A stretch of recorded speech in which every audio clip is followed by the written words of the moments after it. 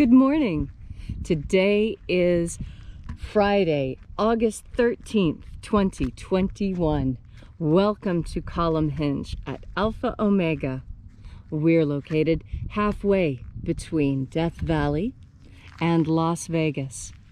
Halfway between Joshua Tree and Area 51 in the Mojave Desert of the Southwest United States. Good morning and welcome back to the most unique live stream ritual on the entire internet. You have found your way to the lost magic of Jesus Revival. What you're about to experience is an anthropological and archaeological reconstruction of an ancient Christian ritual from 1769, rediscovered by archaeologists in Egypt.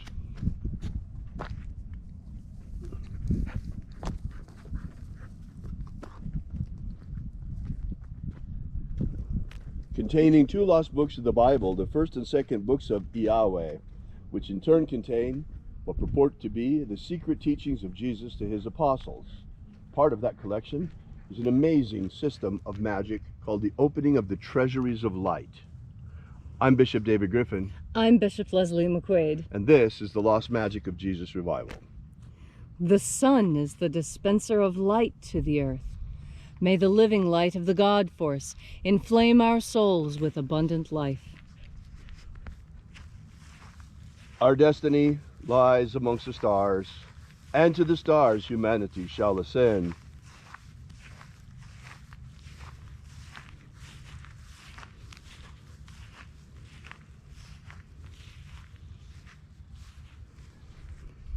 Take a nice deep breath and feel into your body. Breathe deeply. Feel each breath as it moves through you. Follow your breath as the sensations on your skin expand and stretch. And as you are breathing deeply and feeling deeply into each and every part of yourself, visualize yourself as the tree of life, however it is you imagine that tree to be, and grow your branches up high into alpha sky. Drive your roots down deep into omega earth. I call on you in the east, alpha.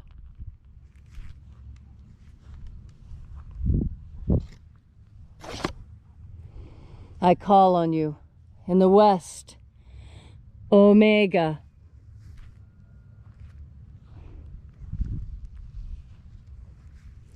I call on you in the north, alpha.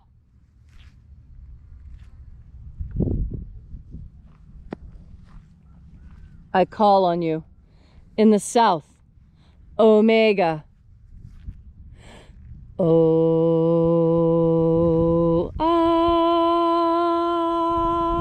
Alpha. At omega. The beginning. And the end. And the path of the age between. Sunrise. And sunset. And the path of the sun between. Birth. And death. And the path of life between. Alpha. Omega.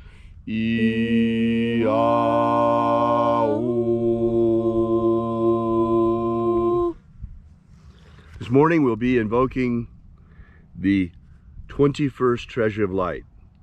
Angels of the 21st Treasury, attend. Watchers, we know your names. So stand aside and grant us entry into the 21st Treasury of Life. Ozaz. Ozaz. Eloes. Eloes. Azaias. Azaias. Let the watchers withdraw and let us enter into the 21st Treasury of Light. And there are 12 heads in my Father's treasury. And these are the names that are in the places when they sing praises to my Father, and he gives light power to them.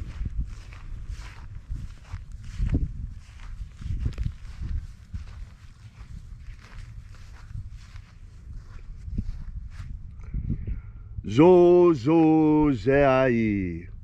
Zo zo zeai.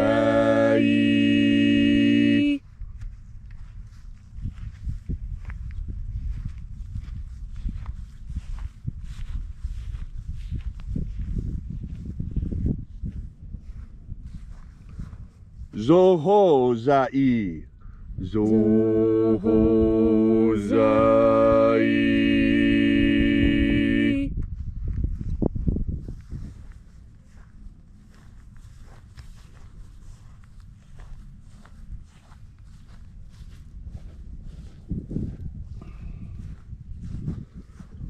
Dozazaksai. Dozazaksai.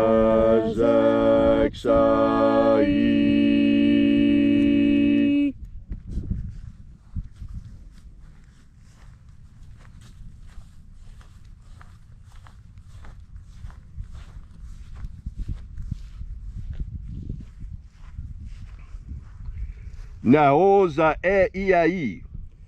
Naoza e iai.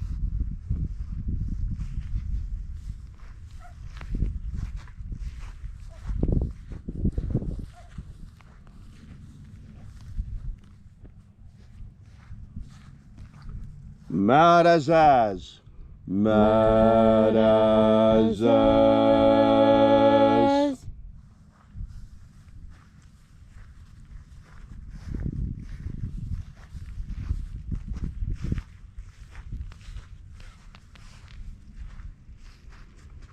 Oz Zaaz.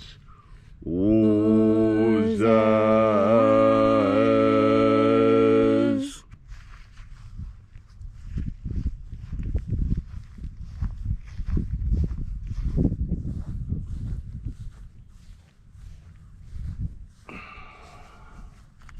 Ozaia. Ozaia.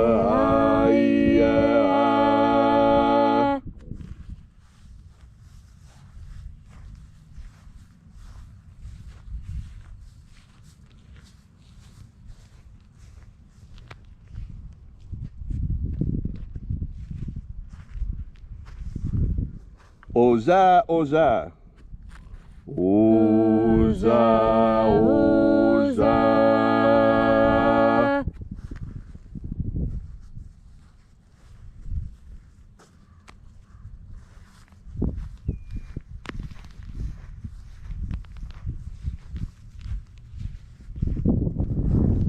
Oshoz, oza.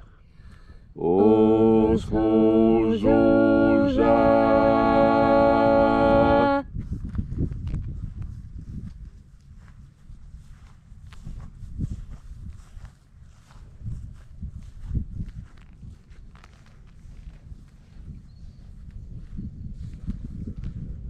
Azaiaos. Azaiaos.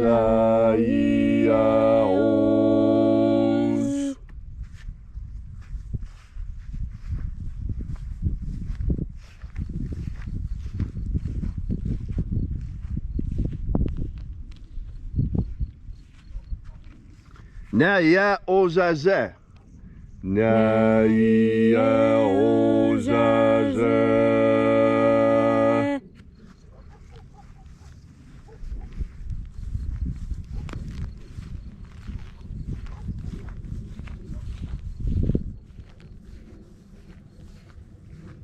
Aenazaz. Aenazaz.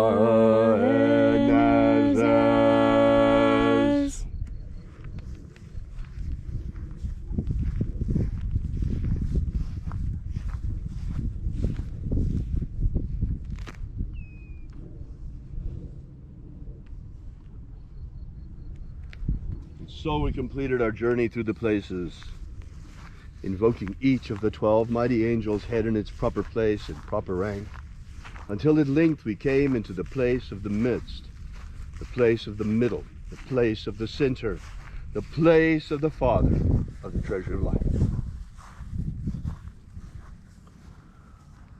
O Father of the 11th treasure of light, by your cipher and by your name we invoke you, O Azi Ai. O Azi Ai. Let the divine light descend. It is the intention of this ritual and our fervent prayer to establish human liberty worldwide. Establish human liberty worldwide. abolish slavery in all its forms, abolish slavery in all its forms, and set our people free. set our people free, Establish a pro-human future, establish a pro-human future, and protect humanity's genetic code. protect humanity's genetic code, Restore the purity of our air, restore the purity of our air, of our water, restore the purity of our water, of our food, restore the purity of our food, and our medicines, restore the purity of our medicines, and the integrity of our elections. restore the integrity of our elections. All these things we ask in the name of the living Jesus. Amen. Amen. So mote it be. Take a moment now to again feel into your body. This ancient magical rite we are doing together helps you experience more God Force energy. This energy permeates our universe, and physicists have found that there is, in fact, an invisible force 5 times stronger than gravity, holding everything we experience together. How is that? I'll tell you how it is. Because we are a miracle. Humanity itself is a miracle, and living on this earth in this thin skiff, there's the tiniest skiff of life on this planet. Just such a small, thin space. Although to us it seems enormous. My goodness, what, there are miles of sky over our head. Not really. Not really. Not as much as you might think. Go up 100 miles and you can't breathe. We are that liminal zone. We are that space between life and death, between matter and energy, spirit and flesh. We are the liminal zone. A liminal zone is a place where 2 things meet, 2 different things. So the beach, the place where water and land meets, that's a liminal zone. The transition between one day and the next, that is a liminal zone. When you are en route, going from one place to another, that puts you in a liminal zone. And it is in that place of between, that we find ourselves so constantly and so consistently as humans. This is part of what makes us magical. We walk with 1 foot on the earth and our heads in the sky. We are able to have an interior experience and an external experience simultaneously. These are the mysteries that this earth has given us. These are experiences unknown to all the other creatures filling all the other dimensions. There are so many levels of life right here beside us. The best example I can think of is death itself. There's a beautiful poem that I've heard read at nearly every funeral I've ever attended. And it's called, I'll Be Right Back. I'm not exactly sure the name. But that's how it feels. Because in the poem, the author is saying, the author is the dead person. And the dead person says, do not worry. I haven't gone far. Think of me as only being in the next room. I am here with you. You just can't see me or talk to me. But I'm just in the next room. And that is the most powerful poem to me because it so accurately describes the experience that I have had with death. That when death arrived in my family, it was as if the person was just in the next room. And the difference was, they were yelling. I could still hear this person. And that's what I'm telling you now. Those people that you miss, the ones who have gone on ahead, they are as close as the next room. They're in the next dimension, right beside us. In fact, that other dimension is right on top of ours. Dimensions are stacked upon each other, one on top of the other, such that what we do in this dimension affects the others, such as the things that happen in those other dimensions affect us as well. And when we move on into that next dimension, there is still contact with this one. This is why we can talk to our ancestors through ancestor veneration, a practice all over the world, nearly ubiquitous. It is almost a cross-cultural constant, if not for Western culture. We venerate one ancestor above all others, and that's our Master Jesus. Because he was the one who taught us and showed us the reality of that spirit world.